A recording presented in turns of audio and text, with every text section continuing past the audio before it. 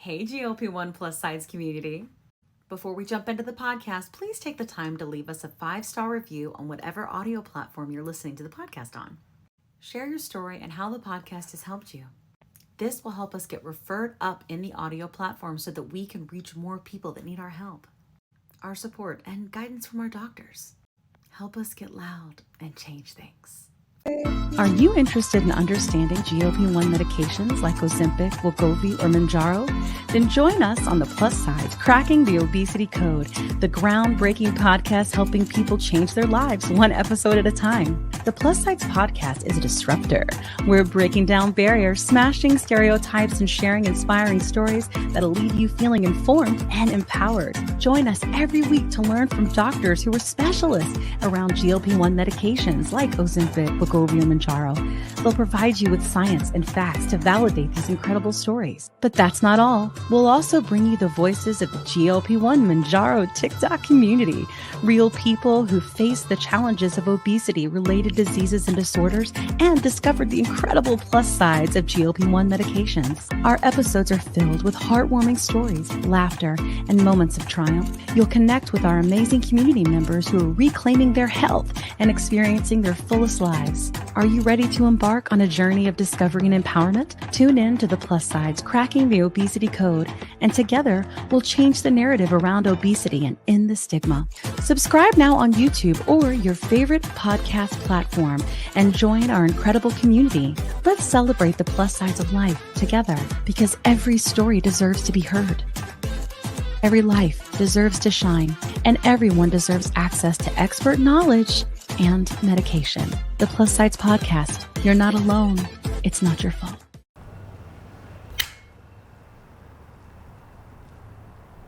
"20 seconds a week to lose 20% of your weight in a year with diet and exercise." That's the power of GLP-1s through Ro. Ro helps find the medication that's right for you, based on cost, availability, and your weight loss goals. Losing weight with GLP-1s is possible through Ro. Hey everyone, before we dive in, I really want to share something personal with you. About, I want to say like 8 to 10 months ago, after losing 100 pounds on GLP-1s and keeping it off for a long time, I started regaining out of nowhere, and I was terrified. But I also started having hot flashes and bouts of crying and snacky cravings and waking up at 3 a.m. unable to go back to sleep. It turns out I was in perimenopause. So I started hormone replacement therapy, which is also called HRT, through a telehealth called Winona that specializes in this. And it changed everything. And now I'm sleeping better. And my hot flashes are all but gone, thank God. And I feel like myself again. And it turns out that you can actually start perimenopause as early as 35. And well, I'm 46 and she's here. HRT has really come a long way, and there's just no need to suffer anymore. So if you're like this and you're in the same boat, you can check out buywinona.com and you can use the link in our link tree to save some money. Welcome to the Hello. podcast. How you doing, Kat? How are you? I'm good. I'm lovely. Your sounds amazing. This is All I my had to do- sultry voice. Why am I not doing this for a living? Good. Welcome to the Plus SideZ. This is the Welcome. romantic hour. This is Midnight It's Madness. Delilah, right? Delilah. We're still on the air. You know what? No, we're staying focused today. Sorry. Yep, swirling already. This is what Yep. happens when two friends with ADHD and obesity start a podcast. Hey, We are focusing. here we go. We're back in it. All right. We have to reel each other in. This is how this works. Mhm. We are so glad to have you. If you're new here, and we're going to tell you a little bit who we are and what we do. And if you're not new here and you're a regular, hi, we love you. Thank Please remember you. right now to like, subscribe, share, and give us a All 5-star the review. things. 5-star please. review. Yep. Please. But if you're not those things, then let me tell you who we are and what we're about. So this is the Plus SideZ Podcast. I'm Kim and Kim Carlos, and this is Kat Carter. And we've been friends for a long time. We both have obesity and we have ADHD, and we both have been on GLP-1s, and it has really changed our lives in terms of health, mental, all the things. And we connected because we wanted to elevate this conversation. This podcast is an education and advocacy podcast because we think that you are worthy and deserving of care. And it's not just care for medicine, because sick people do deserve medicine, but it's also care for everything. So like community, mental health, I don't like to call it diet and exercise because I think words matter. And that was an old prescription. I like to call it movement and nutrition. So that's what we talk about. We talk a lot about that. Mental health support, dietitians we've had on the show, had one on this week. So that's what we focus on here. We are really trying to help you in your journey. And we also, Kat and I, we go to the Hill. We work with other organizations to try to change things. So we hope that you'll stay with us and get loud and change things too. I've been on these medicines for 3.5 years. I've lost a total of 110 pounds, but perimenopause is kicking my ass. So I've gained 10. That's okay. I have a plan. Okay. But this is really like this, the food noise turned off from me and it let me be more in control of my health. This is not a weight loss podcast or weight loss content. This is a health podcast for people who have metabolic disease. So we're so glad to have you. That's my spiel. I'm way longer over. Kat, you did it. You did amazing because that was even under 30 seconds. Hell yes. Hell yes. Anyway, so you'll appreciate that we're not on a time clock. But hey, I'm Kat Carter. Kat Carter 7. And my computer doesn't do the great things that Kim's computer does. But anyway, I'm Kat Carter 7 on TikTok, Mrs. Kat Carter on Instagram. It's MRSKATCARTER. I'm starting to love Instagram a little bit more. So just go hang out with me there. All right. Kim and I, we kind of have a very similar journey. The funny thing is, I say this like every other episode or every few episodes. Kim was on the Ozempics and I was on the Mounjaros. This was back in 22, 23. And I was very top secret with it. I think I finally told my husband about a month after I'd been in it. And then Kim just blabbers all over on TikTok and says, I'm on Ozempic. And I saw one of her TikToks and I said, what? She goes in the comments, you're on it too? I'm like, hell yeah. Yay, I have a friend and a friend and a friend and a friend. So anyway, you're not alone. And don't hide it. I literally really did hide it quite a bit. Lost 100 and I'm finally at 100 pounds. I'm trying to get a little bit past get to like 110, maybe 120. I told Kim last recording, if I get under 200, I am going to poo purple Twinkies. All right. And so I don't know how I'm going to do that, but it will happen. If I hit like 199, purple Twinkies, I will post them. I think it's really like, if you don't follow Kat, you should, because she has a lot of like fitness tips as well. Like, and she also is a baker and a cook. She makes me food. Oh, it's great. I had a prep biscuits today. So anyway. But yeah, that's the story. We love fitness. We love you. We love the plus sides. Damn straight. Let's get started, eh? So what we're going to do is we have on people to share their stories. We also have on clinicians and experts in this area to help validate those stories with facts, science, and data so that we can move the heart and the head and change the stigma, because it's a bunch of trash. Obesity is a disease, okay? Okay. All right. Yay. Now let's invite in our first guest and we'll go from there. Exciting. Welcome, CeCe. How you doing? Hello. Hi. Hello. Hey. Can you hear me okay? Everything good? I heard you talk about Delilah and I just relaxed. Delilah. So He's on TikTok. What? Yes. I need to find her. She's there. I actually put a comment on her thing. I go, why don't you get a podcast? And she's like, I do have a podcast. I was like, what? Of course. She has been recording or broadcasting from like her basement house for like. She still has a show. decades. She's still on the radio. Yeah. She's just a good Goes out to the person. basement and goes to work. Yeah, I know. Well, we're so glad to help you. We're just like, I'm so stoked. Ready to tell us your story. CeCe. We want to hear all about your experience. And we really like to create the space, like a free space for you to tell us your story, because we think that like there's a lot of filtering and a lot of cuts and a lot of edits, and people chop things up like in the news and the media, but we try to have this be long form and really authentic. So we want you to be able to just tell us from the beginning. What has it been like from the beginning for you in this area, right? And because people find those things and they relate with them, and then they realize they're not alone, and that's a big part of healing on this journey. But if you get caught up, I promise I'll jump in. But other than that, Kat and I usually go on mute until things get weird, and then we'll jump in because we tend to interrupt. We're always weird. True that. Cool. So tell us. Go ahead. Take the space. Take it away. Hi. My name is CeCe Elisa. I'll start there. I am a Manhattan girl. I live in New York City. And my therapist talks about something called reference group memberships. And I'll give you some examples of a reference group membership. I'll give you some examples of my reference group memberships. I have my reference group memberships are woman, they are Black woman, and they are plus size. Plus size is a reference group membership for me, right? Just like my Blackness, just like me being a woman, all of those things, me being plus size is part of my identity. So I think that that comes from a very like specific experience.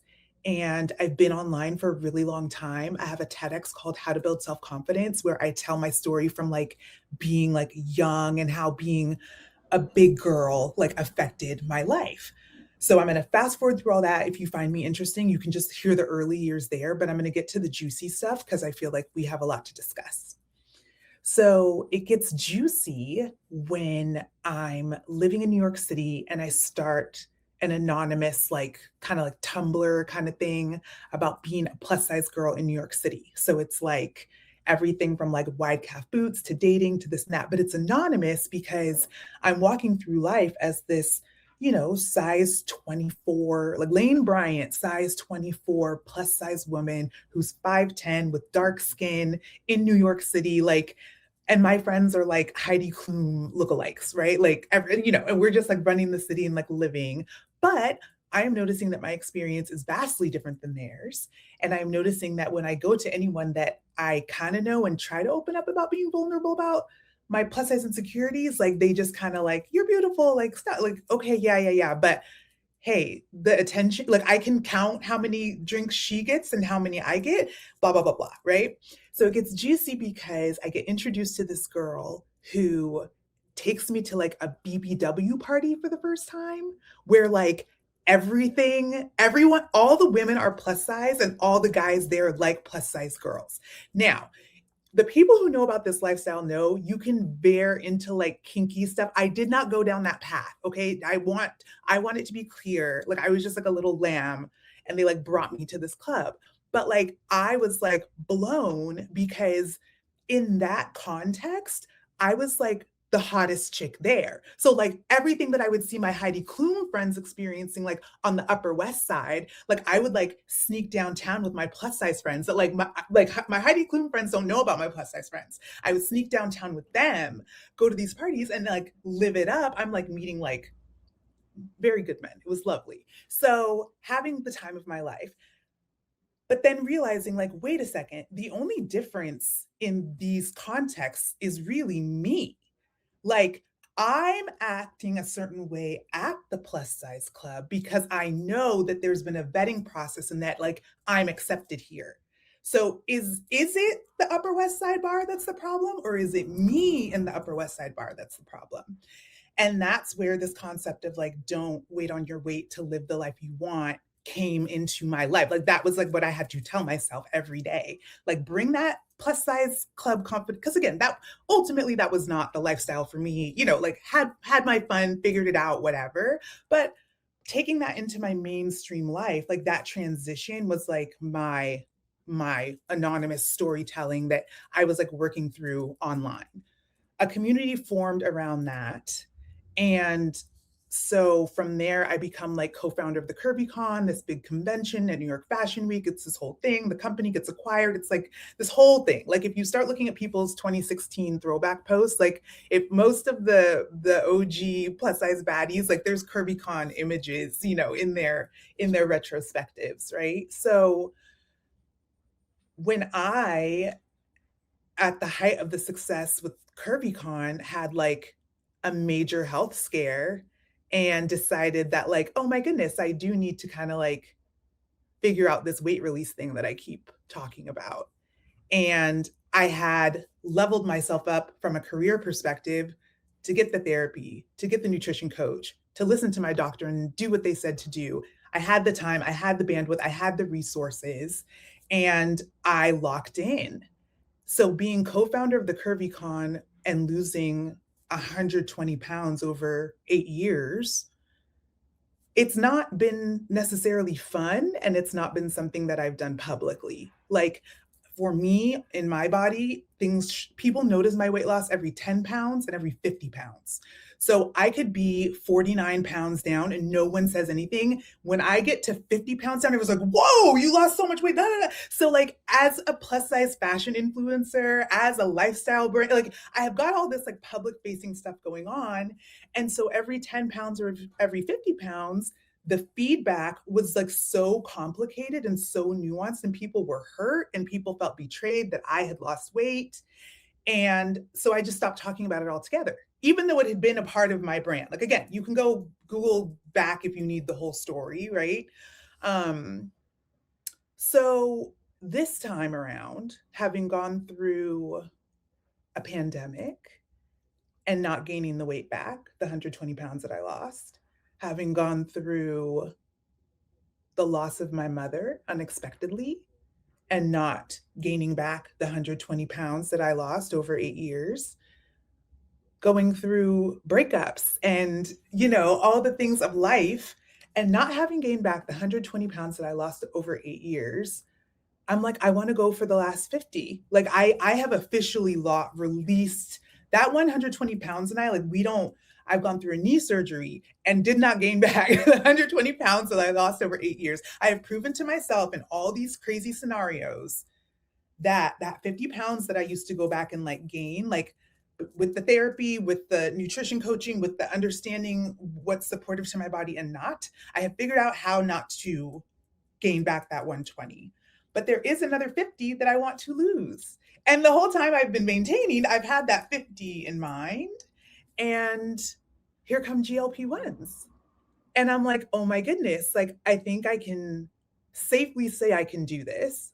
Did I kick and scream the whole time when my doctor suggested them? Yes. Like, my body positive, fat activist brain needed to figure it out. But once I embraced the idea of obesity as a disease, I've learned so much being on a GLP-1 and talking to doctors who understand and are open. It's been a fascinating journey. So this time around, I just didn't want the secrecy. I didn't want to have to hide from my plus size audience that I'm about to go on an intentional weight loss journey. And so the first 120 pounds, you know, I felt like it was almost gaslighting, but for my mental health, I just didn't discuss it. And this time around, I'm like, no, for my mental health, I'm going to be very loud about it. So if you want to unfollow, please do it now. Do not yell at me anymore about this. And here's why, and here's what I'm learning, and here's what's up, and here's what I think, and here's what it's like to love your body and want to change it. Here's what it's like to become a certified fitness instructor at 220 something pounds. Like, here's what it's like to do these things and what I'm learning and how I'm figuring out the loose skin. And I want to just like talk about it because I don't want to visually gaslight people again. And I think it's important for those of us who were born in such a time as this, that have this opportunity, this medical breakthrough is happening in our lifetime. Like, I have to say something. I love plus size women too much not to say what's going on. So I'll stop there. That's awesome. You know, I think somebody had said to me in the past, because Kat and I both still live in big bodies. Although Kat's getting a little thin, Manny, on me. I don't know. But we both still do. We're both tall and big too, like just tall big humans, you know? And when I called the podcast Plus SideZ, I actually had some people be like, I don't want to be associated like with plus size though. And I'm like, it's not plus size, it's plus SideZ. And the reason it's like that is it's a play on plus size, right? But we talk about the plus sides of life. Like, that's our goal, right? The plus sides of health, and not, it's not really about body size, but I'm with you, girl. Like, I identify as a big, beautiful woman, and not in the way that you're talking about the other time. We all had our youth. Okay. But, you know, but I do, like, I identify as a big, beautiful plus size woman. Like, and if I got smaller, then I would say like a 12. You're still plus. Really, really struggle, because that would be middle school Kim. Like, there's no skinny Kim in existence. I'm not a skinny Kim. Like, I'm just not. And so, and I'm curious. I told Kat one time, I was like, I'm curious what my body would look like smaller. And she goes, that's what AI is for. You don't need that. You know? Yeah. That's like truth. AI, make me look 30 pounds lighter. You know what I mean? But I love that. I definitely want to make sure that for our audience, two things. One, if you're open to some questions, I'd love to ask you some. Yes, I'm here. And two, I want to make sure we put your TED Talk in the show notes. So if you could send yeah, for sure. Yeah. people can go and watch it, that would be wonderful. And then I think I've got your socials. So I'll put that in there too. So everybody can go and follow you. Okay. But I would love to know just a little, and obviously your TED Talk goes into more detail. What was it like for you growing up? Did you struggle with weight? Because not everybody does, right? And I'm just curious because you mentioned this is sort of part of who you are. And some people come to this at different stages in their life. So I would love to understand just high level about that. Sure. Yeah. I was just talking to my little nieces about this. I due to remembering Devil Wears Prada when she's like, I'm one stomach bug away from my goal weight. I love it. I ate nothing. And then when I'm going to pass out, I eat a cube of cheese. Right. Okay. True confession. I have not seen that movie in its entirety yet. I'm terrible with movies. Kat? I'll changing that. I'm coming over. Here I go. No, I'm just kidding. I would wait truly if you need to get that handled. There are some odd movies that I've seen, I know the entire script, but I need to see Devil Wears Prada. So anyway, due to a rogue oyster I had with my family, I got very close. So I am now 228 pounds. And I was explaining to my nieces, you don't understand. When I was 12, I got on the scale at the doctor and I was 220 pounds. And my doctor said some very harsh things. And my mother asked me to leave the room. And my mother advocated for me, on some body positivity stuff, right? But of course, the damage had been done. My mom handled it, right? But the damage had kind of been done. And I was I think that's when it was because the doctor was basically hey, you're fat, I don't know how she said it, but it was blunt and it was to the point. And anyway, so yes, I was always a big girl. And my mother's plus size. My parents are mixed size. So my dad, very slender, distinguished Nigerian man. My mom, Black, American, voluptuous, glamorous, shops at Catherine's, that, if you understand the size ranges, right? So we're getting, if I'm getting my jeans at Lane Bryant in junior high school, that tells you what size I am, right? It's giving teacher and student in the same outfit on the first day of school, right? It's giving that. So I grew up big and Black and tall. And now I'm 228 pounds and I'm I haven't been this weight since I was 12. And I always used to think if I only had discovered body positivity, self-love, all of that then, because I was 220 pounds with a flat stomach. That stomach it was so cute. I remember that. And it's if I had just stayed there, 220 pounds on a 5'10" grown woman, that could be cute. That could be cute. Yeah. And if I had just held that body, I would have grown into the world and it would have never been a problem. So that 220 pound thing is I'm I'm closer to that now as an adult, right? So this is the smallest I've ever been as an adult. And my largest, I was almost 400 pounds. Wow. Oh, wow. Really? Mm-hmm. Yeah. Mm-hmm. I was 350 when I started. Okay. Or 347 because every pound counts. Yeah. So I can relate but I think it was just to continue to kind of balloon for me too. Same. Kat, what was your size when you started? I can't remember. So my heaviest was 320 when I actually weighed myself, but I white knuckled down, I think about 20 or 30 pounds, always like this, up and down. And then I thought I was bad every time I lost those 35 pounds. Oh yeah. And then comes back up and then some, but So, but those 30 pounds I claim on my own. Yeah. Before I'm curious, so you went on this journey, right? So, okay, real quick, we could talk about Serena Williams real quick. Okay. So Serena's on Oprah, right? And she's talking to Dr. Anna, because I can't say her last name, even though she's Anya. Right. Yeah. Anya. I think it's Anya or Anya. I think it's Anya. I feel awful because I did invite her on the podcast, so we'll see how that goes. Mm-hmm. But we get Serena too, that'd be great. Oprah. No. Big dream, big Kim. Let's see, I have ADHD. Dreaming. But when she was on the show, she was like, talking to her about like my body liked to be at this weight, right? And that no matter what she did, her body was always trying to fight her. She'd get more hungry and the more she exercised. And the doctor was like, yeah, because even when you were doing that and it was making you more hungry, it wasn't just that, your body was literally burning less. Like it knew better, right? Like your brain knew better. And I think that's interesting. And I'm wondering, like, on your journey with you being into fitness, right? And this being important to you and you taking a long time to lose that. I think you said 120 to start, right?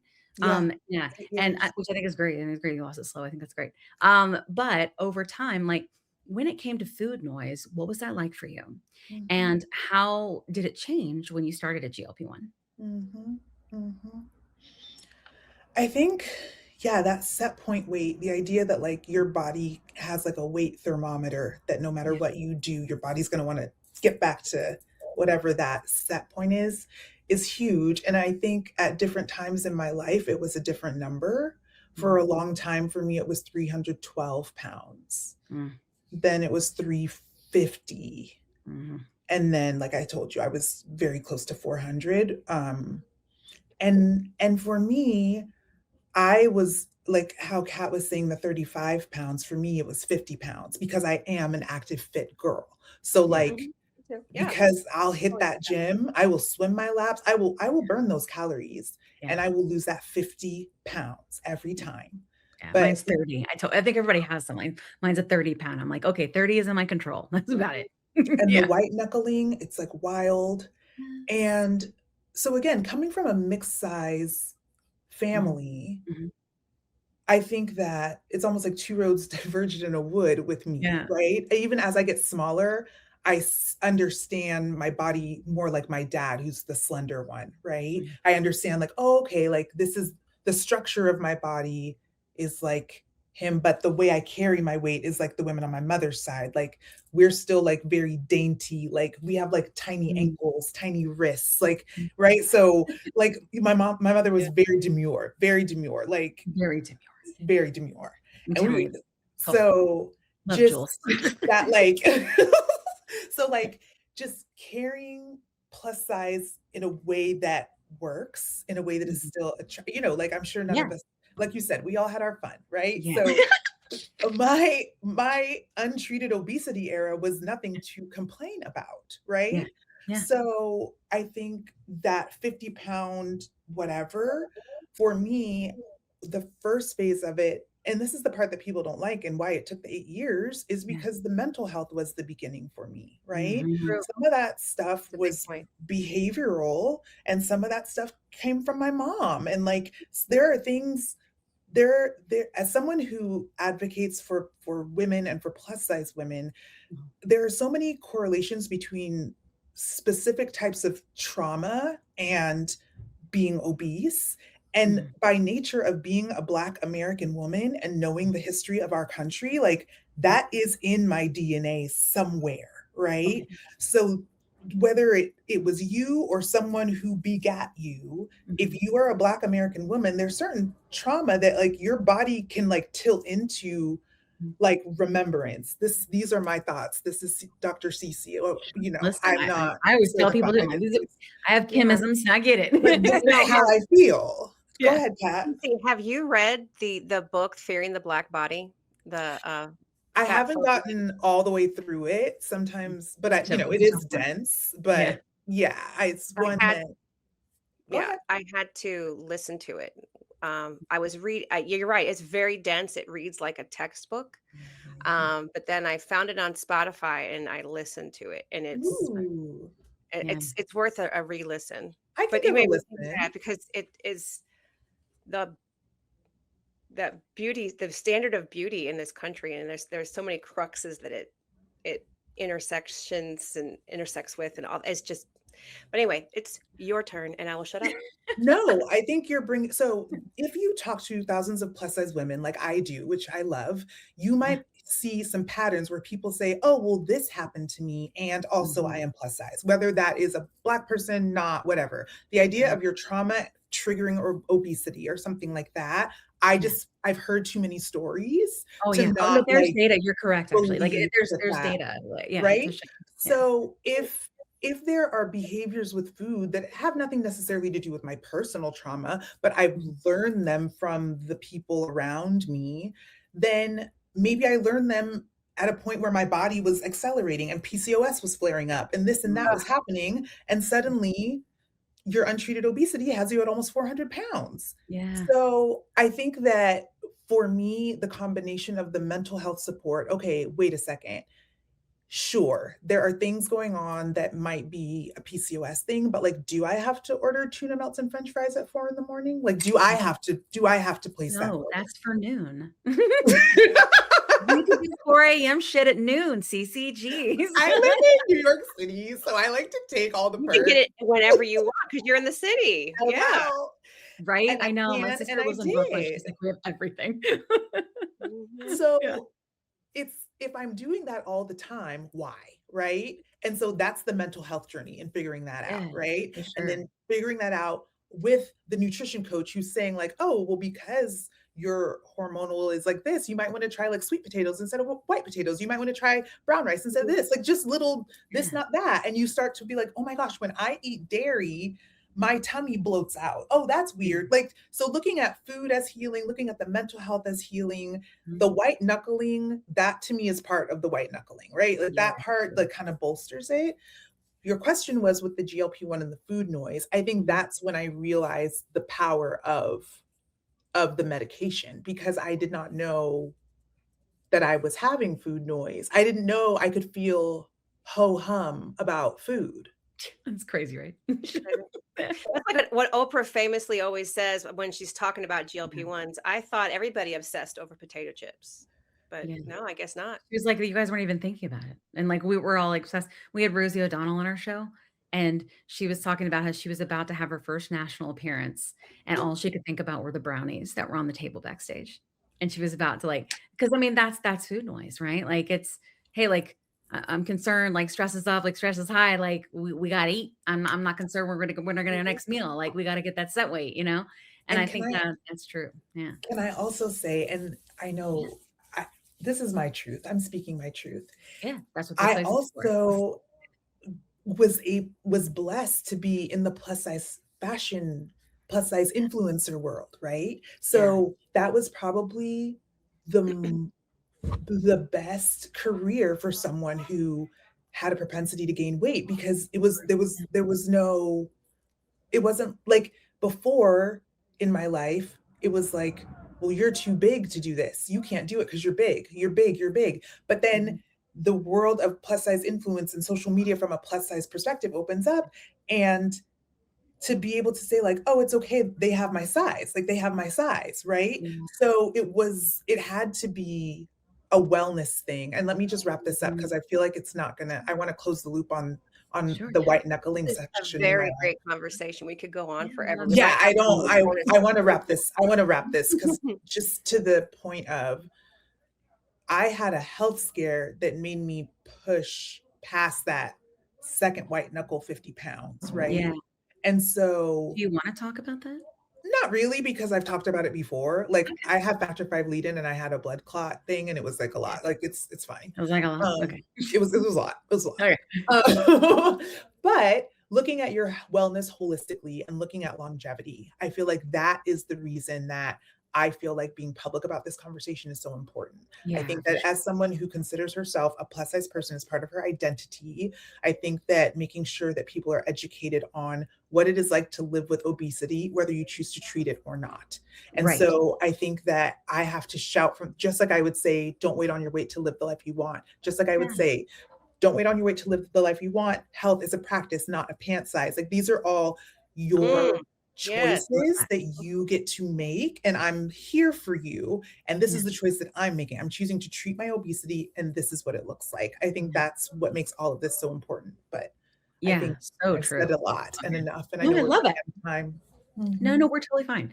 I think that's fantastic. I think that I didn't do the mental work before. And I mean, I did therapy and stuff like that. Honestly, I didn't do therapy until much later, I'm not gonna lie. But now I do it a lot. But I think that like getting on a GLP-1 and getting the food noise silence for me was like earth shattering. right? Like life-changing, like, and I remember when it happened and kind of having this realization where I was like, I need to know everything about this, and then I need to tell everyone, right? And I was like, that's why I started the podcast with Kat, because we were like, we got to dig in. Like, there's no way this is as simple as just like you eat less. There's just no freaking way. If not, why wouldn't we buy the cheap shit? Sorry, Dad. Like, I was cuss. My dad he doesn't want me to cuss on the internet. He's like, until I'm dead, stop. But anyway, I don't want to like mess up our flow, but I felt like Dr. B had a hard stop at 7. So I just want to make sure I'm not making that up. I double checked. She's fine. I'm not trying to run your show at all, but I was just like, fine. I checked. I was like, do you have a hard stop? Which she was okay. Okay. We can flow some more later, whatever. I think that was such a good, like a good point, like for you to kind of, I think, understand the difference with that. Right. And I will tell you, sometimes people go on this journey and that food noise turns off like it did for me. And I did not know what to do with myself because I have always solved right for my sadness and for my happiness and everything with food. So when it turned off and I didn't want it anymore, I had to find new ways. And I kind of remember having this like moment where I was like, maybe I was always enough, and those pieces, they got to come together somewhere. Please try therapy. and it's so interesting the way you're saying it. I would, because I did the mental health stuff heavy in the early part, the things you're talking about now I'm a little bit more like on the bike with them, right? From the mindset. But I think with this journey, it's like you're going to pay on one side or the other. So if whatever you're avoiding, it's going to get exacerbated one way or the other. It's almost like the strength training, right? Like you can get skin removal surgery and then you're going to say, oh, I got to go to the gym and bulk up. So why not just go to the gym and bulk up now? And then like, just start, you're never going to get away with not doing it. Like you're going to have to do the work one way or the other. It's going to catch you. Like, I don't know. You can't skip leg day. I think what you're talking about too, CeCe, is like I think like it's all therapy, right? Because you're trying to get to like the healthiest you can be, whatever size that is, whatever size that equals, right? And like, I think that with this journey, what I've seen is that when you start it, it kind of gets your body, it sort of gets you in a place to receive it, right? Like, because it's calming down that mind. And then it's like, okay, now I can receive the therapy better because things are quiet. Now I want different foods because I'm interested in different things and I'm not driven by the noise. I'm more interested in these kinds of foods and these kinds of foods, right? And all of these different things sort of just makes it possible, like to live whatever this best life equals for you. And I feel like that's what I try to talk about a lot on the show too, because it is different for everybody. And we've had people too that have lost like hundreds of pounds, years over years, that have been on the show, and then this was like the change for them and the one that sort of like stuck, if you will, So I think I'm so glad that you're doing that. And I thank you for sharing your story. And I definitely want to make sure everybody knows to go to your TED Talk. So we'll put that in the show notes. Let's invite in Dr. B and we can talk a little, we can dish a little about the science that goes around this. What do you say? Yes, please. Hey, Dr. B, how you doing? Hello, I'm doing well. I'm just in awe of the three of you. This conversation has been amazing. I have like a little tear dangling on the side. I'm not a very emotional person, but I've been like smiling and laughing and nodding and, little tears just listening to the three of you. It's really amazing. So that's awesome. I have to tell you, when I met you in person, I was like, "There's no way she's a doctor." It's because you're so gorgeous. I know that sounds awful, but you look like a model. And when and Kat and I were like, "How?" It's sort of like when you watch like Law and Order SVU, and then you see, and you're like, "I'm sorry, no, homicide detectives do not look like that." Which is like one of my favorite shows. That's so funny. It's so good. But we're so glad to have you here. I want to make sure we always start when we have on our guest and let them tell our audience who they are and how they help people. So if you could tell us a little bit about you, that would be great. Awesome. Well, I'm Dr. Melynda Barnes. I am a board certified obesity medicine physician. I am a Black woman, as the people who are watching the podcast will see. I love CeCe's talk about the intersections of things because, or the, mixed size family, my ethnicity, my father's from Panama. So the intersections of Black and Hispanic and being a woman and walking through, this world, I hear you on all of that, just with different, lenses and different factors. Who else am I? I am a wife, a mom. I have 3 beautiful girls, age 6, 3.5, and 10 months. As a physician, I like to think the way that I help people is helping them achieve their health goals. That was one of the reasons why I feel lucky enough to join the team at Roe.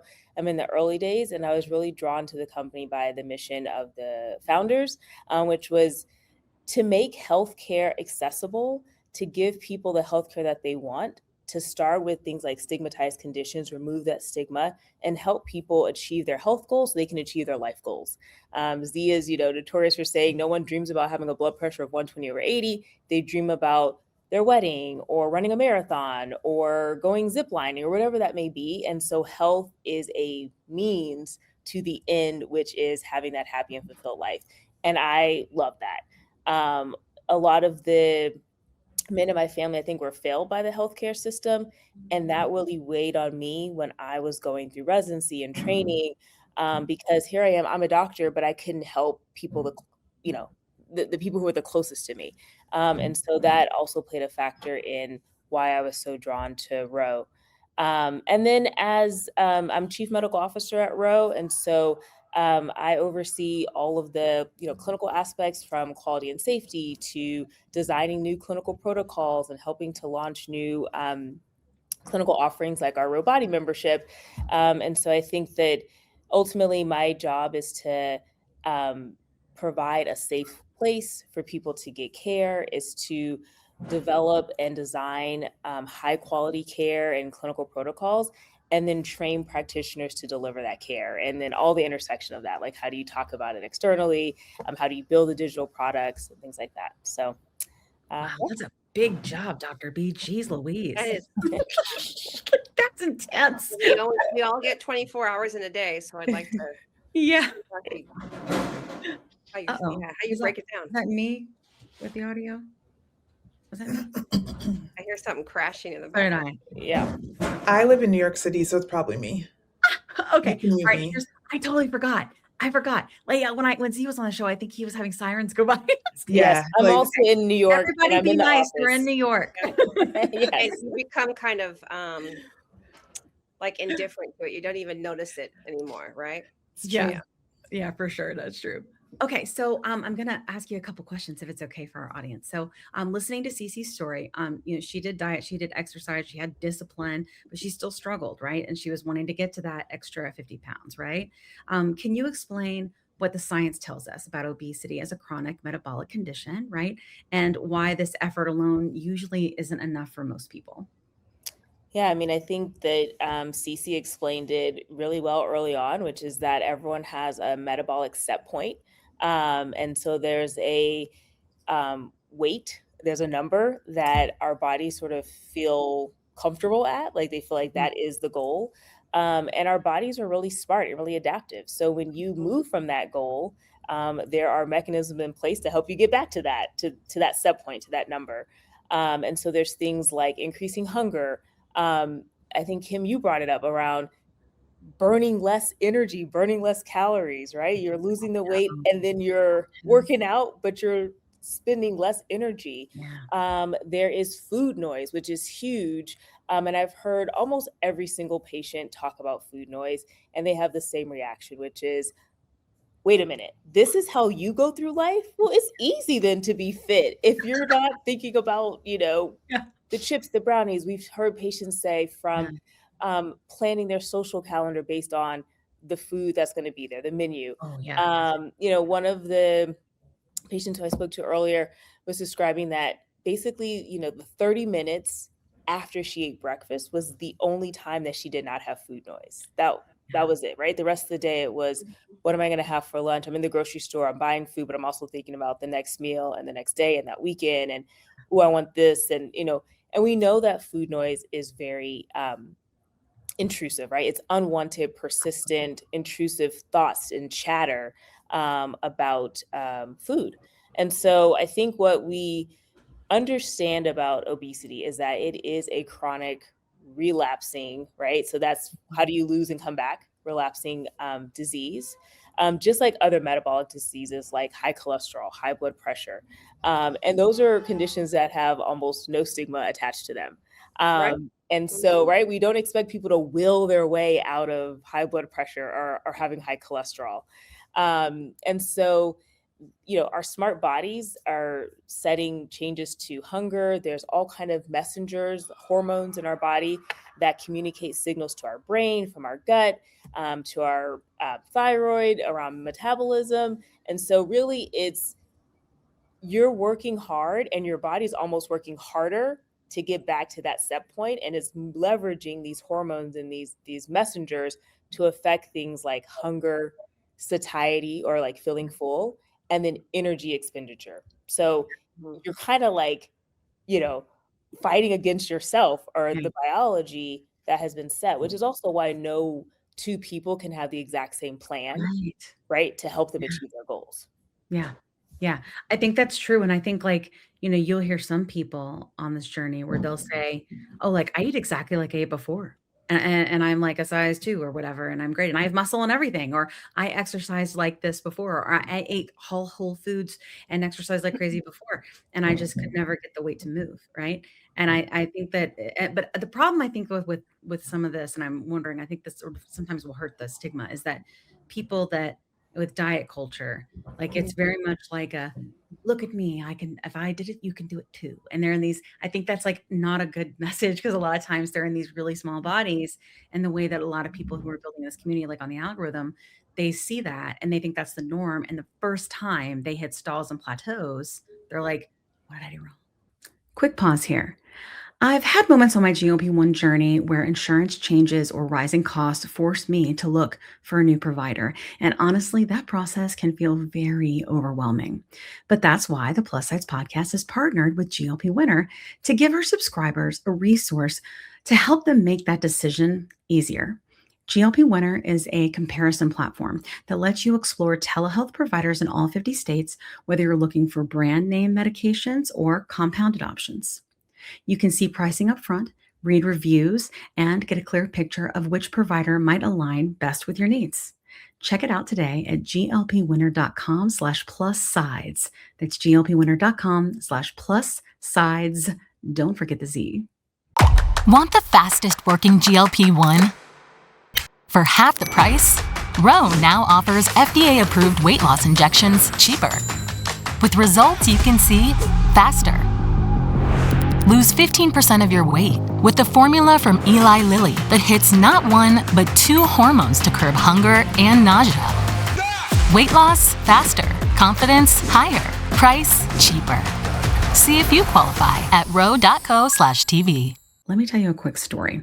I was telling Kat how I was regaining weight after my 100-pound loss using GLP-1 medications, and I was having snacky cravings and waking up at 3 a.m. and I had hot flashes, and I was worried. But Kat was like, listen, I went through this last year. It's perimenopause, and I started HRT, and she used this company called Melynda.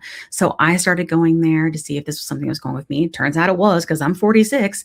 And it's been amazing. It's taken a while to find the right dose, but once I did, it's just been huge. I've been sleeping. I feel more myself again, and the hot flashes are gone, which is, geez, really bad. So I will tell you, it's just been so big for me. And so I wanted to partner with them on the podcast, because obviously many of our listeners are going through the same age range and definitely are having these issues. And there's just no need for you to suffer. So if you go to the link that's in our link tree, you can click on that and save money. If you go there and you meet all the criteria, and this might be something for you to try. So I just want to make sure you had this great resource, because it's just been such a big difference for me and Kat. Again, you can go to the link in our link tree and get what you need. What am I doing wrong? Yep. Some immediate blame and shame on themselves, which I think goes back to the mental health stuff that CeCe was talking about.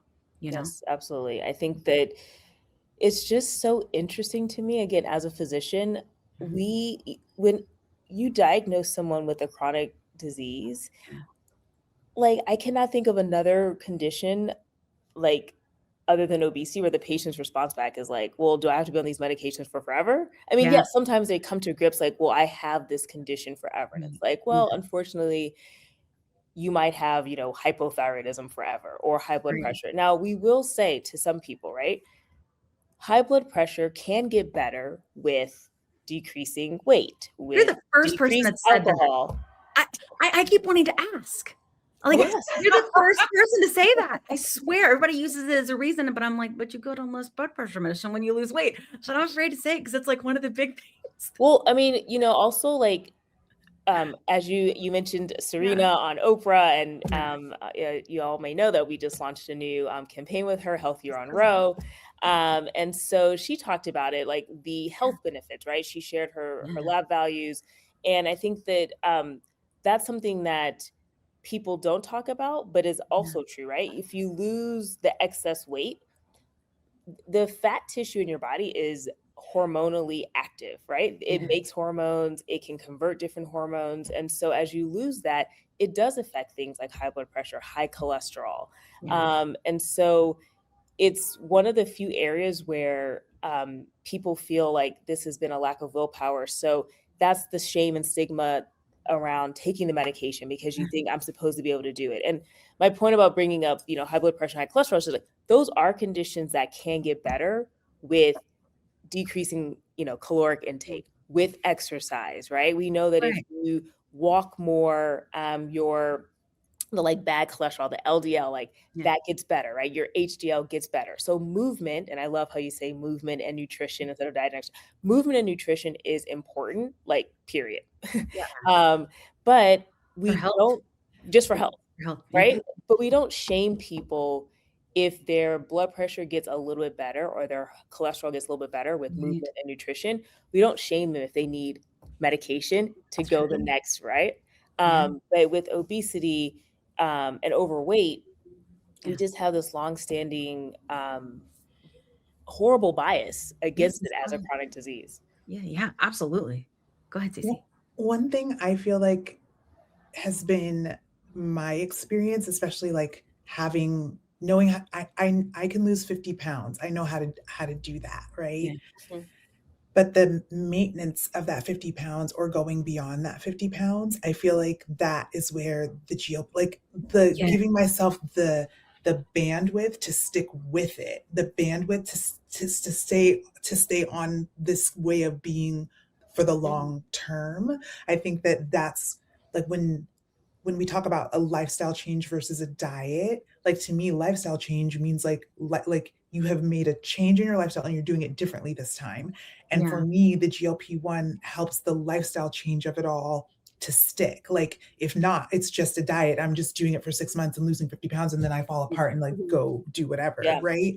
So I feel like the GLP-1 helps to keep me it's the marathon, not the sprint. Like, I don't mind taking it slow, but I feel like the GLP-1 is gives me the guardrails to give myself a chance to get beyond what I can do when I just white knuckle it. Yeah, absolutely. Yeah. I mean, we like to say that the GLP-1 medication is a jetpack for positive behavior change, right? I mean, we all know sort of the movement we should be doing. We know the nutrition we should be eating. But I think what's really amazing with the GLP-1 medication as well is that not only does it give you that jetpack, but we actually are seeing in the data true changes in patients' preferences, their taste, right? The cravings for fatty, fried, sweet foods go away. And people say for the first time, I actually craved salad. I wanted vegetables, right? And it's just, I think the time. I don't know what it is. I craved it all. I craved salad when I was heavier, but I also craved a lot of cake. Listen, girl. I think we're living without some cake. Well, I think that the other thing too, food noise. We are learning more and more about the relationship between GLP-1s and food noise, and I don't think that we can over talk about it. Right? At Row, we were hearing from our patients. We met with leading experts to better characterize it and came up with the RAID-FN scale, and that is really important because it's hard to tell someone about something and it's hard to treat something if you can't really describe it, if you can't measure it, right? And so having that 7-question scale, which is focusing on things like persistent and whether or not the thoughts are unwanted and intrusive, help to give a language and a framework to patients, right? Yeah. And so now people can say, well, I didn't know about that. I know about it, but I can also measure it. When you measure it, you can study it. When you can study it, you can improve it, right? And then doctors can treat it. And so we are in this era, which is kind of interesting to think about. Like, obesity and overweight have always been here. Yeah. But the GLP-1s are like a flashlight. They're like shining a light into the corners and the nooks and crannies and the bias and the stigmas and like the lack of information that we've had, even from a medical perspective, and helping us understand more about the connection between the gut and the brain, between, fat cells, fat tissue, adipose tissue, and the brain and the gut. And it's truly amazing to see and hear from patients about how their bodies have changed, how their thoughts, whether it's food noise or food cravings, have changed with this medication, because it helps us learn a little bit more about how the body works. When we think about why are they having, the changes and the persistence of them, which is also awesome. Yeah. I think that for anyone who's listening who doesn't know what food noise feels like, the example that I would like to share is that over the holidays, I was invited to a cookie party, and the way the day had gone, I didn't eat all day. And so I arrived to this cookie party, and it was literally a cookie party, like the cutest cookies, like everything's so cute cookie competition. And it's like rooms full of cookies, just cookies. Oh, cookies, so many cookies. And I knew I needed to eat, but I needed to eat real food. So if I were not treating my obesity with a GLP-1, then that would have been an experience where like all night, like I was just like eating cookies because I was, because of the way food and eating and all that is just a trigger. Like I wouldn't have had the bandwidth to say like, hang out, have a good time, like enjoy this. And after this, you're going to go and get like whatever you're going to get. That's going to be like a protein and vegetables. It's going to be warm. It's going to be nourishing. Like it's snowing today, like that sort of thing. Like that split second of bandwidth to be like, oh, I'm just like not going to have any cookies. That was the GLP-1. And that was the food noise not being there. Like I was able to like claw through and like make a supportive choice for my body. It wasn't about the cookies or not, but that. Absolutely. Yeah. And I think what's great is like, too, like we had an episode, we always try to do an episode before the holidays to help people kind of understand about like you're going to be with your family. They're going to say things. And like, I always talk about how like the first time I was on this and I went to dinner and the Thanksgiving dinner and I wasn't eating a lot and I would only have a few bites of like different things. I just kind of like fill with everything. But people feel about their food, right? Like whether they're eating it or they've made it, like they have emotions about it. It was their first work, right? So when you don't eat a lot, right? Like when you don't eat a lot of that food, then people are like, why aren't you eating my food? Like, is it gross? Do you not like it? And it's not. It's just because I'm satisfied, right? Like it's just, I need a couple bites and then I'm done. But most people like are, especially if they have obesity, like, were you on that shot? And that's like something we always have to think about is like how you're going to handle that. But I do think that's the power of it, right? It's like you are in control, because I don't think I was before. I feel like, and it's not that I'm trying to like dodge accountability. That's a thing, right? It's more just that the majority of my noise and the majority of my actions was driven by my disease. Like it just, and I think that's helped me with like healing and forgiving myself a lot. It's just knowing that and that control piece, right? And you made it perfect. It's like you have sort of like the foresight, you have the minute, you have the space and the silence to go, what different decision am I empowered to make, right? Yeah. I can have a couple cookies and I'm gonna go get my nutrition after. It's all right, right? Yeah. I feel like the thing, funeral. I call it there's no food funeral. How that food funeral. Yeah. The diet culture that really got me was the notion of a cheat day. Yeah. And those cheat days would turn into cheat weeks, right? Yes. But the notion of it all is like I would white knuckle so much for like 3, 4, 5 days. By day 6, it was hog wild. I knew it was time to go butt freaking wild. and that didn't sound appropriate, did it? I mean, it kind of did. We were talking about BBW. It was very, Yes. Yes. Intense. Yeah. Yes. So I knew, hey, you know what? I could inhale a whole bag of cookies. I don't care. It's And my that- cheat day. There's a reason for And that was like, not good for you scientifically, though, either. right? Like, Yeah, it's I like mean, I think the ghrelin or one something, thing right? that people, well, yes, ghrelin is very, very, very strong. And I like to think of ghrelin as, it sounds like a monster, right? It's like, Yeah. ghrelin, It's big the G, gremlin. it's the It's the growling in your gremlin. stomach. It's the Yeah. gremlin, exactly. And I think, the GLP-1, so we've talked about like quieting the food noise, but I think the other thing that the medication does that we don't hear as much about is if you think about the messages coming from your stomach and your gut to your brain, right? One message are things like food noise and cravings, which the GLP-1s turn down, right? But Yeah. another huge message is that I'm full. Like, Yeah. not just I'm full, but I'm full and I'm satisfied, right? Satiety is saying I feel good, like I'm satisfied. And I think that what people don't talk about is how much GLP-1s turn up that message. So when Yes. you are saying like I have to keep eating, it's a combination, yes, of the food noise of like there are cookies. I want another cookie. Ooh, what about that cookie? I didn't try that cookie, right? And I describe that to people as imagine when you first put on your clothes, right? You feel everything that you put on. But then throughout the Right. day, I'm not sitting here being like, I'm wearing a sweater, I'm wearing pants. But Yes. let something be uncomfortable and all day you're like, oh my gosh, I got to take off these pants, right? It's just there. Basically, with your bra, always your bra. It's like, that. can I take this off, right? Like Always just the all day. bra.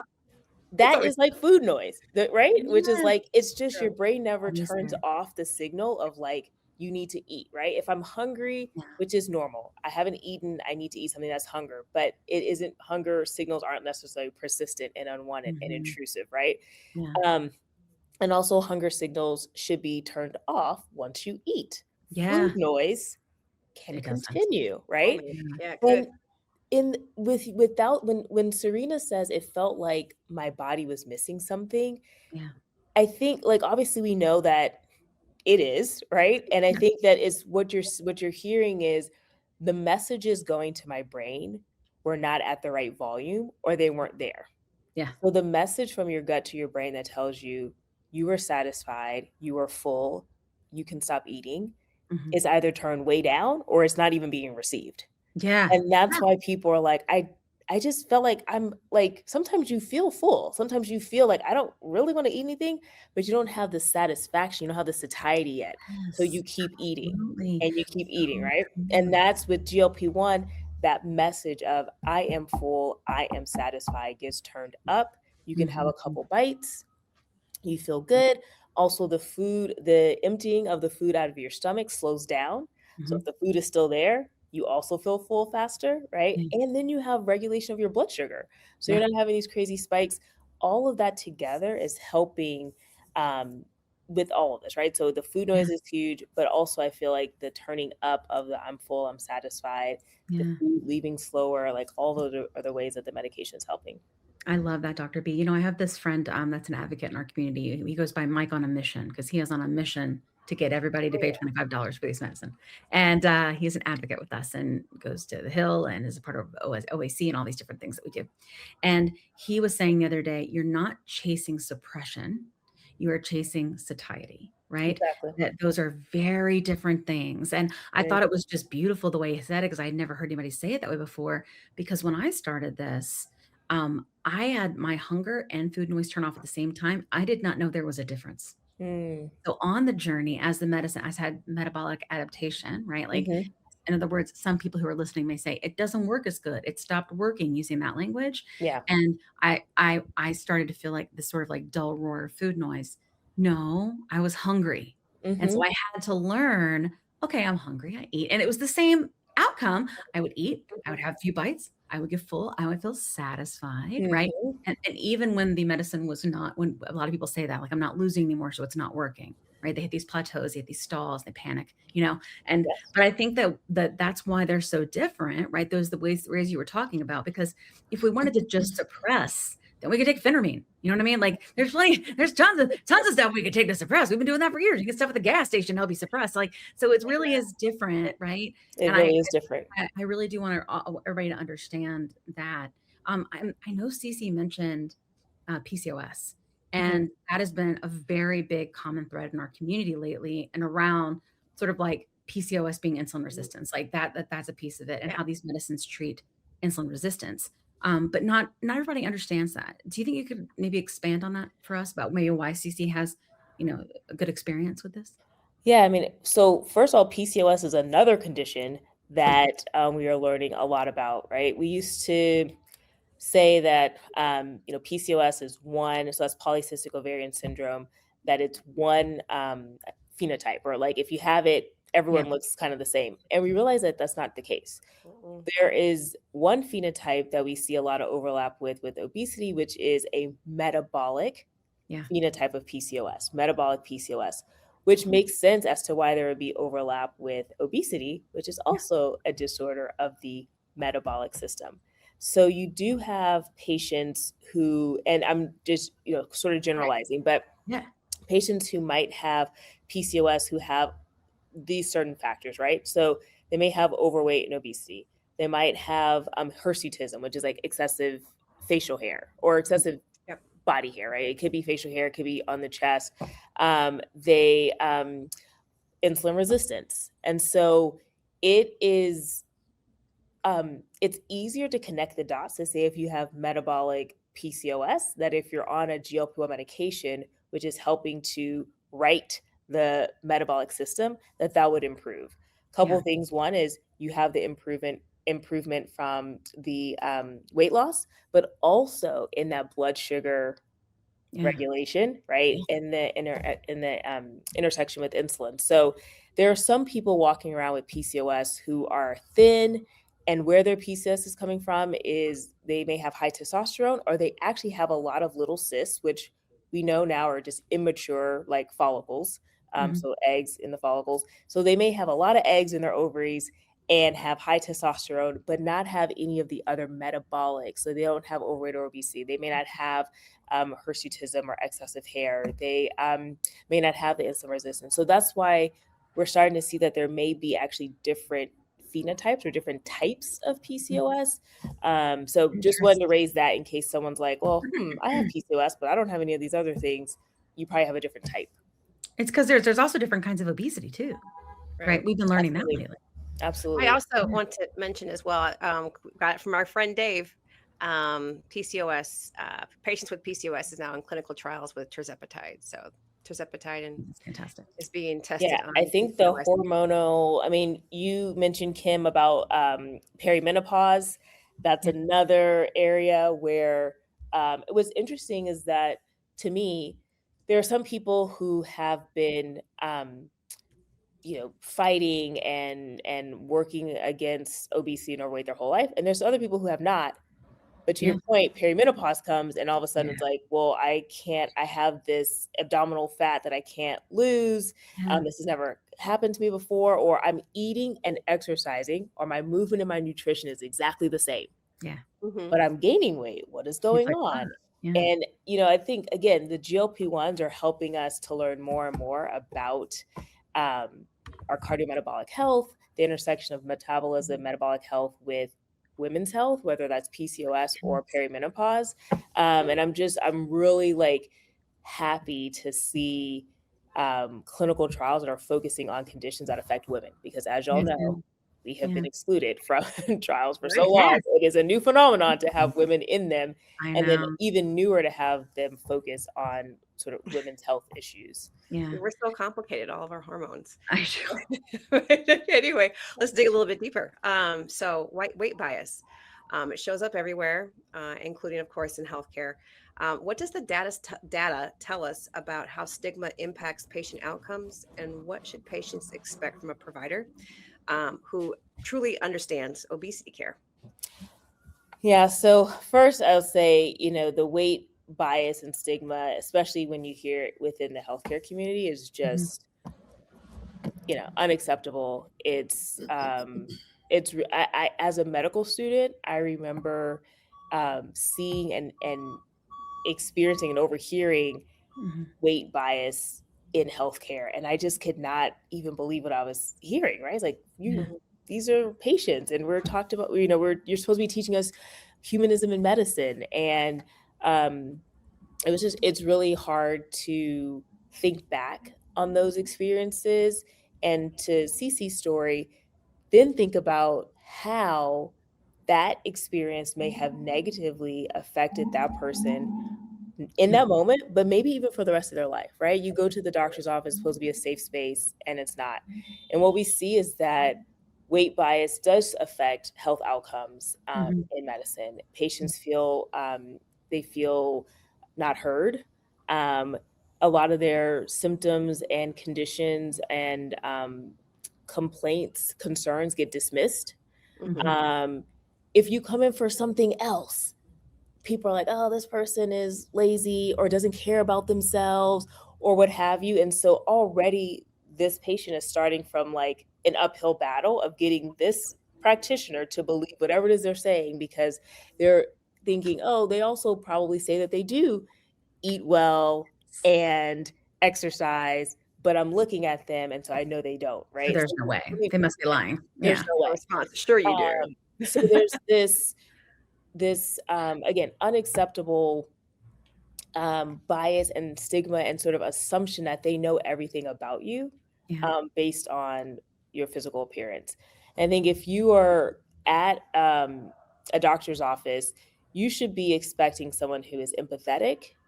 You should be expecting someone who is respectful, right? They should ask your permission before discussing weight. That person may not be ready yet. They may not be even interested in talking about it. And we do this with other conditions as well, where we say, hey, I'd like to talk to you about X, Y, and Z. Is that okay? Right? Like consent, guys. It's not hard. Like it's not hard. They should understand that obesity is a chronic disease. It is not a failure of willpower. It is not a failure of, any kind of moral code or anything like that, right? And then I think they should also focus on your goals. Again, that's our road stance as well. What do you want to achieve with your life? What are your health goals? What are your life goals? And then how do you leverage sort of that positive energy of like, I want to, and whatever it is that you want to do in your life, there should be no judgment. If you're coming to the doctor because you want to lose weight for your wedding, you want to lose weight for a trip, you want to lose weight or you want to be able to walk up the stairs in your walk up like easier, we should take all of that as the fuel and tack on some of the things that we want to add to that we think that will also improve your health. Like, okay, that's fantastic. Okay, so you want to get ready for your wedding. What about after the wedding, right? How are we going to sustain and maintain this wonderful weight loss? That is the most important day. It could be the most important day of that person's life. Why would we then judge that and minimize the importance of it? Let's harness that, right? And then use that as the jetpack for that positive behavior. And so they shouldn't minimize, they shouldn't judge, they should offer a full toolkit. Let's talk about nutrition, let's talk about movement, let's talk about medication, talk about mental health, let's talk about triggers. Like CeCe said, she can think about things from her mom or from her childhood that may have led her to do X, Y, and Z. And it's important to give people that space to be able to talk about it. If you don't even feel equipped as a physician to go into detail, at least guide them to resources to say, hey, let's unpack that, right? And I think most importantly, when you go to see a physician, you should feel like they are signing up to be your partner, right, on this journey. We just said it's a chronic disease. This is not a come in. They shouldn't have their hand on the doorknob saying, okay, just eat less, move more. No, right? Turn around, sit down, let you share. They can say, okay, look, I like to partner with you on this. Here's what our plan is going to look like, and go from there. And if you're not getting that, come to Row, because that is what we are designing. And that's what we're very proud of, is our comprehensive obesity and weight management program. I think it's great. And one of the reasons that we partner with Row, gosh, been like a year ago, I think now, was because the fact it's sort of roots, right, of like stigma breaking and, health goal focused. And I think that's good because we need to do that here. Because diet culture runs very thick, and I definitely think that we're going to see, and I'm curious to your thoughts on it. Like, we're going to see, for better or for worse, if everybody gets access with Medicare or Medicaid, let's just say in summer of this year, right? I think that we're going to have a lot of people that need guidance on this that aren't going to get it from the way that Medicare and Medicare is set up with PCPs. And I think that it's so important to know, and I don't want people to feel like they don't have community and they don't have, all of the support, because again, like I think when I started, I didn't, and we all kind of ended up building this sort of community infrastructure together. Right. And I love like companies like Ro that are doing where they're thinking about this holistically and thinking about this as whatever, like your health and your goals. Because like if CeCe says 50 pounds, but maybe the BMI says she needs to lose 80. I'm just lying, CeCe, I don't know. Right. But like if your goal is 50, then the doctor shouldn't be like, oh no, you need to lose 80. Right. Like I think that's like another sort of good example in this area. But I think that it is very specific to the patient. And I love what you said about like that wedding or that thing that they're going for, maybe a huge moment for them in their life where they want to feel and look and feel the most confident, right? And the best. And there's nothing wrong with that. Like that's nothing wrong with that. Why we have to think that's a bad thing, I mean, it's both, right? Oh, yeah. CeCe. I was just going to add that everything that Dr. B said is 1,000% correct. And it's so refreshing to hear a doctor say those things. Yeah. Right. I think that for anyone who's right. I also think that for anyone who's listening, it is important to acknowledge that like for some of us, hearing about our weight is a charged thing. It's a charged topic. So much. And the person and the messenger and the right moment and the temperature being the perfect temperature and the breeze aligning for you to really hear what you need to hear. It's slim to none that moment ever happens, right? So true. So something that I would suggest for those of anyone who's listening or who's in this conversation thinking it through is to do some scripting for yourself, like to be able to say like, okay, if my doctor brings it up and I'm not ready, I'm going to say this. Or if my doctor brings it up and I don't like their tone, I'm going to say, hey, I'm open to hearing this, but is there another practitioner I can talk to? Like script for yourself. Like if this happens, then this, if this happens, then this, like, this is how I'm going to advocate for myself. I'm going to record my appointment. I'm going to have my cousin come with me because they're a little bit more, have a stronger backbone. Like there is a conversation that needs to be had. And sometimes the doctors don't do it well. My story started with a moment like that, right? Yeah. So yes, but also anybody coming to you in love about your weight or from a medical perspective about your weight isn't going to feel good. Like it's just not, right? So I just want to like, kind of like try to advocate for yourself and make it easier for yourself with some scripting, but also open your heart and mind that if a medical professional, that's what happened to me. A medical professional started suggesting a GLP-1 to me. And as someone who is body positive and had all these political kind of leanings, I did not want to do it. And he stayed on me in a way that was like very gentle, but like I was also in the space to hear it and be like, okay, this next 50, I want to get it done. My knees still hurt. 1 pound of weight is 4 pounds of pressure off my knees.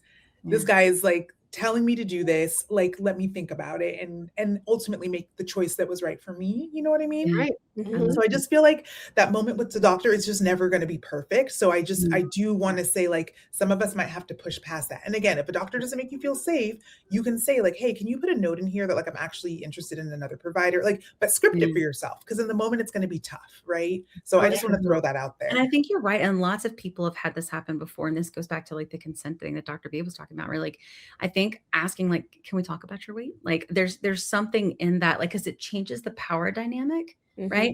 Where it's like, you're kind of, again, like back in that replace to receive. Like I remember I think I was like 18. And one of my first experiences, like going to the doctor on my own, picking it out of the book. That's right. The book. It was before the internet. And going to see a doctor, and I had never met her. She never even came in to introduce herself. She walked in the door and said, your weight's a concern. I was like 18 or 19 years old. Right. And that was it. And then when I started GLP-1s, I met with a nurse practitioner who sat down with me and heard me complaining to like the nurse about, I don't know what it is. I couldn't lose any more than 10 pounds. Like it had gotten real bad for me. And I sat down with her and she goes, I heard you saying that you were upset that you could only lose 10 pounds. And I just wanted to tell you, I think that's such a win. And I'm so sorry that you feel that way. And I got into a place to receive. And that means a place to receive treatment, right? And change my life, all because a clinician sat down and said something positive to me about weight instead of let's find a way for you to eat less, move more, or your weight's a concern or anything like that. So like that language is important. And it may be, CeCe, like as an advocate in the space, right, that we do have to say those things to be able to drive that change so practitioners do things differently. What do you think, I think it would be completely fair to be like, hey, I came in here. I know New York is New Yorking. Should I wait? Yeah, it's me. It's cool. Yeah. She said New York is New Yorking. I'm telling, this happened when we did a Z's interview too. So I'll just finish this sentence while she's on mute. It is completely reasonable to say like, hey, I came into the doctor. One of my favorite books is called Skin and Bones. If you love plus size characters in literature, it's by Renee Watson. I highly recommend for plus size women to read Skin and Bones. But there's a scene in the beginning of Skin and Bones where she goes in for a yeast infection and the doctor is talking about her weight, right? It's to your point, like she came in for one specific thing, bringing up the weight. So like in a scenario like that, I think it's completely reasonable to say, to your point of receiving, like, hey, totally open to this conversation, but that's not what I'm here for. Like, I'm here to talk about my yeast infection. Like, I would like typically when it happens, like, I've heard you, but like not today, right? Or like, hey, I've heard you, but like, I'm not in this. Hey, I've heard you. Can we put a note so my next time I come in, we can talk about it? I'll be more prepared. You're kind of catching me off guard. Like, again, like script for yourself so that you don't feel disarmed. Because again, anyone bringing up your weight, like it's never going to be ideal, environment for that. Nobody likes. Yeah. I remember once. It was the only doctor that did it to me. This is the current doctor that I have. No doctor had ever asked, "Is it okay for me to talk to you about your weight?" This was about 8 years ago, and I was dumbfounded. I just sat there and I looked at her like, "Are you serious right now? Is that what we do?" Really? And I was like, "Doctor, I'm so touched. Like, really? Yeah." What? I was just like. And to think from the physician point of view, it's like no one has done this. I mean, I think I also like to say at Row, like we need to show them that we know them, show the patients that we know them, right? And I think in person you do the same. Yeah. Someone comes in, maybe they are limping, maybe they have difficulty sitting down, maybe they have difficulty standing up. You can take it as a moment to say, hey, I noticed it was a little bit difficult for you to stand up. Are you having pain in your knees? Or, hey, I'd like to get some blood work. When the blood work comes back, if the cholesterol is elevated, if different biomarkers are elevated, you can take that time to say, listen, no matter what, we are going to treat and work on X. Yeah. But I'd like to take some time to talk to you about your weight if you're okay with that. Yeah. You have to make them feel safe, make patients feel heard, make patients feel and know that you're on their team. And like you said, CeCe, it's not easy, right? But the sort of the like uneasiness shouldn't be put on the patient. Like we should take some of that to say, look, I know this is a difficult conversation. We can even book a separate visit just to talk about it. But here's some things to think about, or get to know your patient, right? I would leave little notes in the chart like, okay, this has a daughter in high school getting ready for graduation, right? Next visit, hey, how's it going with graduation? Like, have you picked out your outfit? Like, what can you use to help open up the conversation without it feeling unnatural or feeling like defensive, right? Yeah. I love that. I know we're coming up on time. I have like 2 questions. I swear I'll be fast. The first is one of the most common questions that I feel like we get from our community is, what do you do when you hit a stall, or what do you do when you hit a plateau? Like whether it's for weeks or for months, I think, or years, or years. Cat had years. I think I have too, actually. I think understanding a little bit about what happens with the body, even when you're on the medicine, like, and things that you might need to adjust, or the fact that, like, a lot of times I tell people, like, you adjust what you can, but it's time and treatment. That's like and that's a Kimism. I found it like so many times, but I think understanding the clinical side helps people calm down a little and also maybe feel to control what they can. And I was wondering if you could comment on that for us. Yeah, I mean, we've talked about it. Like, your body is very powerful. It's very smart, and it will adapt and change to that new input. And what we've seen is that when you have your physician as your partner, they can help you like walk through some of those things. So sometimes plateaus and sort of like hitting a wall, there may be other underlying things that are going on. You may have food noise come back, right? You may have cravings. And so there may be other medications that we can layer on top of the GLP-1 that may help with that one specific thing if you're having a craving for something. We might find that movement and nutrition has changed, right? And so we need to talk to you a little bit more about movement. And it could be that your knee is still hurting you. And so the running or the walking is not working for you. Okay, can we talk to you about swimming, right? CeCe talked about, getting in the pool and swimming. The point is that we know that we are fighting against set point biology as well. The medications are helping, but there are a lot of hormones that are regulating appetite, hunger, satiety, energy expenditure.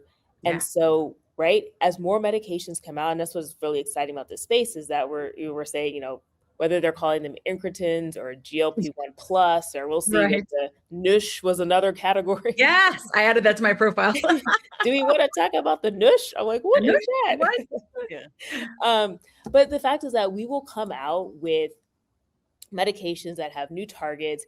And so what I think we'll see in the future is personalization at the point in your journey, who you are as a person. Are you dealing with perimenopause? Do you have PCOS? Do you have sleep apnea? Like, what are your other biomarkers look like? And we'll be able to target different aspects of this entire obesity, overweight pathway. But I think right now, if you're hitting a plateau, it's not the time to either give up or say, well, you know what, I'm just going to stop. I'm just done. I'll get off. I'm just done. A lot of people do. They're like, why am I paying for this if it's not working? And they don't realize like the fact that you haven't regained all of it, it's still working. Thank you. I was going to say that the medication working is not just active weight loss, right? Because all of you have said, you know how to lose weight. Now, how much weight may be different, right? But you do know how to white knuckle, or you do know how to lose weight. The hard part for a lot of people is how do you maintain that? And so it is a win to maintain that weight loss, right? Not regaining it. And also remember, it's a huge win to have that jetpack for that change in nutrition, in movement. So if you are moving more, if you're eating better, if you are able to get out and do things that you always wanted to do, but you couldn't, right? And you're not regaining weight, that is, I would say, a triple win. Like, that is amazing.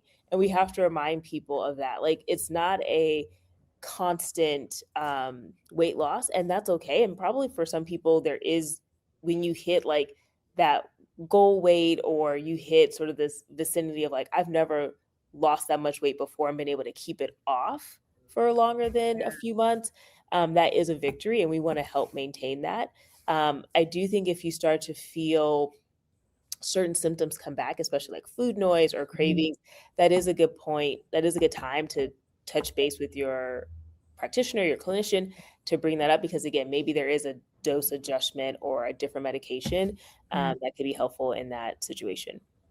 I love that. And I think that's what's important to do, like you said, about the ones that are coming down. So we have ones that are here that we can combine, but I think like a lot of people think, like still all the work we're doing, still think that this is just about forcing yourself into a calorie restriction. And it's just so much more than that. Because if so, why would people keep making these? Do you know what I mean? Like, why would certain ones show more weight loss than others? Like, it's, so I think like as the more we start talking about it in the way that you are, Dr. B here, like with it being this like chronic condition, this chronic disease, and there being like, I think it's like you said, like the treatments are almost tailored, right, to what's going to work for you. And it is something we have to constantly deal with, It is. Yeah.